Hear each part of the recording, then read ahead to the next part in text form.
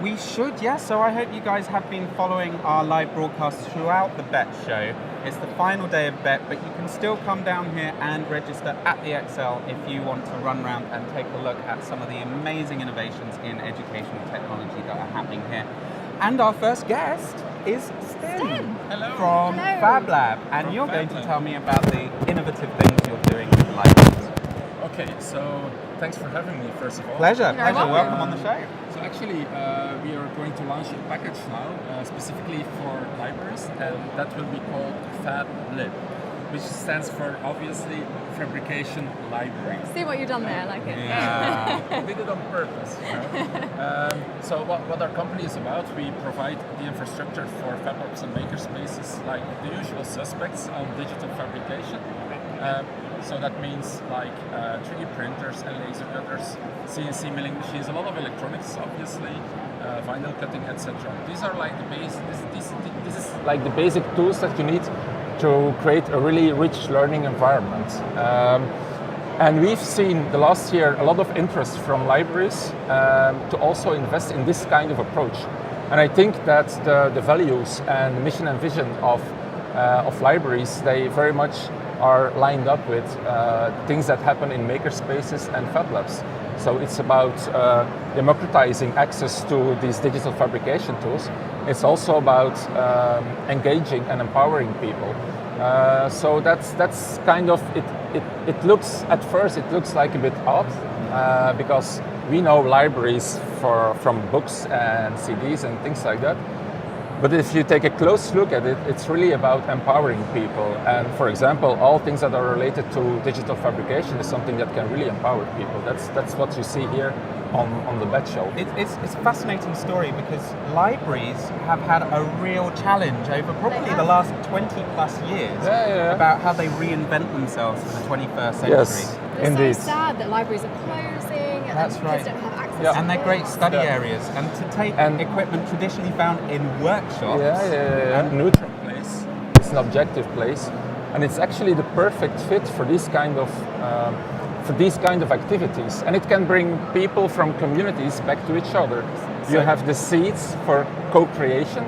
You have the seeds for invention, and it can happen within the context of a library. One question jumps out at me. Libraries are quiet places. Now, how loud are these machines and these 3D printers, these milling machine routers, But CNC? I do think that libraries will have to reinvent themselves also on the subject of being loud or not. So obviously, I don't think that you should put like a circular saw in a library, for example. No. But in general, tools like 3D printers are not so loud. They're quite quiet, actually. And the design element that goes into programming these machines, that's quite a quiet collaborative exercise. So that can be done in the library. Well, Maybe they just have a room or a workshop out back attached to it. Indeed. One of the most important challenges for us will be to also train the libraries, the librarians, and also the volunteers that are working in libraries. That will be the major challenge, actually. So we want to keep our package as low step as possible, just to make sure that people are not going to be afraid of it. Because in the end, it's all about being creative. It's about having the opportunity and having the tools to do some ideation and conceptualization and to really make the tangible things. And for that, you need this digital tool. Without having to be an engineer or a product designer. And these are whatsoever. skills that are in demand and very, very relevant today.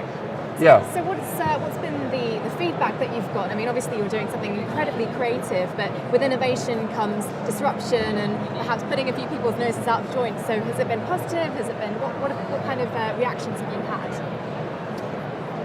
Well, it's especially like in Belgium and the Netherlands, we see that libraries are really fond of it. So the disruption is actually more can be more seen as sort of reinvention.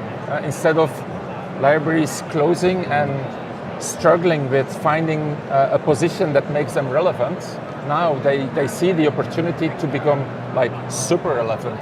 like more relevant than they have ever been. So for me, that's a kind of disruption.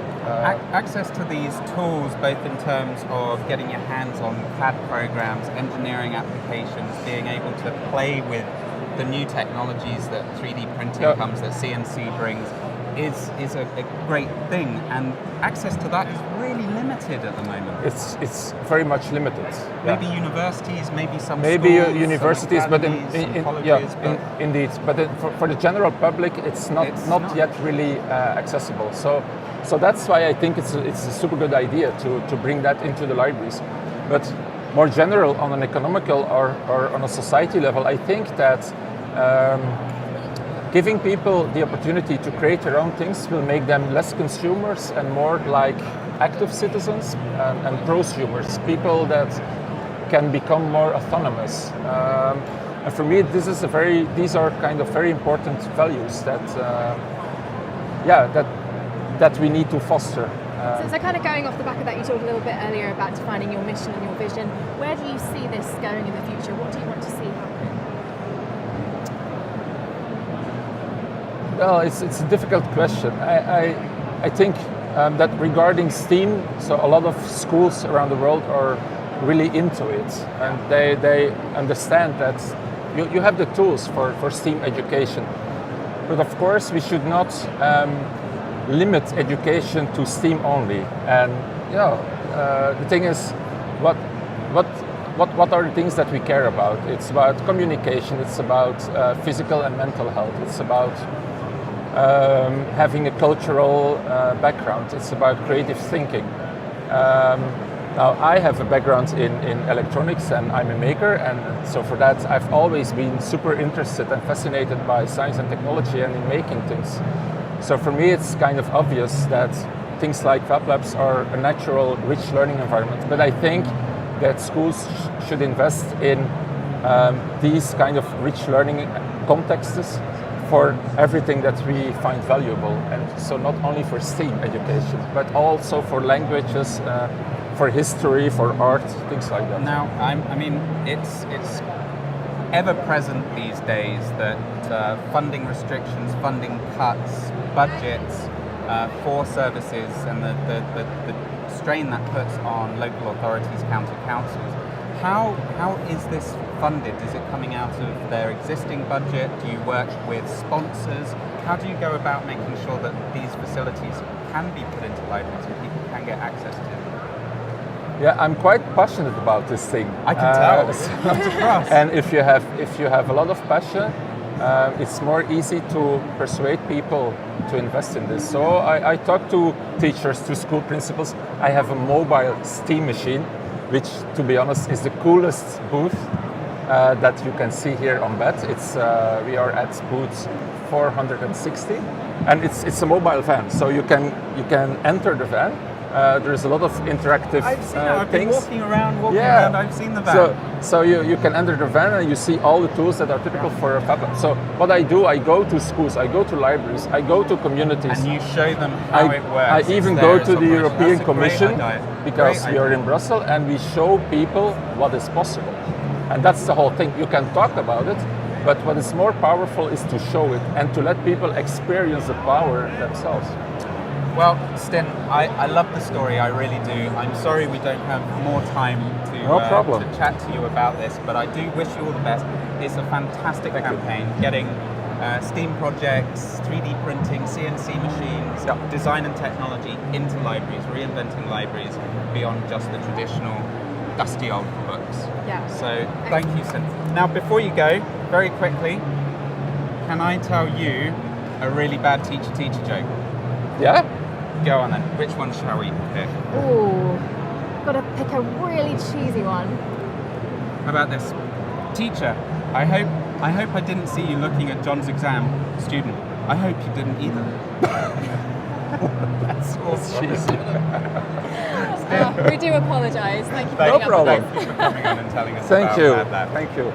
Right. Wow. Great project. Fantastic. These spaces already exist. Like councils have libraries, they have these public service facilities, and I just think getting people into STEM or STEAM, as it seems to be a growing acronym, That's such a great concept because these skills are in demand, and it's amazing what you can do today with modern technology. Yeah, I mean, we're talking about getting, for example, more girls into STEM subjects, and I think it's like you say, talking about it is all very well, but until you actually put someone, a school student, in that environment, in that process, and let them experience it and understand how they could fit into that picture. And it's addictive. I mean, you design something on the computer, and today you can almost hit print, or you send it to the machine, and you build something. You build something physical. I mean, I was passionate about it at school when I still had to use, the traditional forms of tools, but I love making stuff. And any spare time I had, I was in the school workshop. Yeah.